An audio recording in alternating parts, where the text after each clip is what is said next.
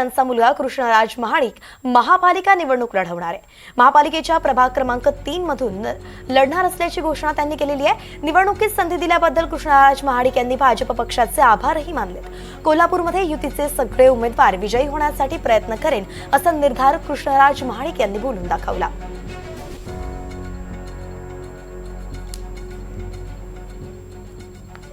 वरिष्ठ नेते अजून एकत्र बसून त्यांची चर्चा चालू आहे की कुणाला किती सीट्स मिळतील, काय होणार हे अजून सुद्धा त्यावरती क्लॅरिटी नाहीये। परंतु आज किंवा उद्यामध्ये त्या सगळ्या गोष्टी होतील।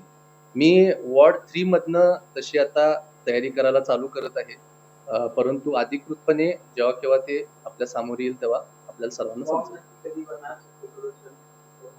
अजून खरंच प्रामाणिकपणे सांगतो, अजून काहीच नाही। म्हणजे मी स्वतः काल रात्री नेट मुंबईवरून आलो, आत्ता सकाळी मी साहेबांशी भेटलो आहे।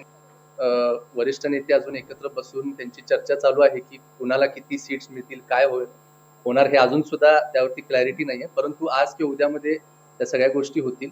मी वॉर्ड 3 मधनं तशी आता तयारी करायला चालू करत आहे। परंतु अधिकृतपणे जेव्हा केव्हा ते आपल्या समोर येईल तेव्हा आपल्याला सर्वांना समजेल।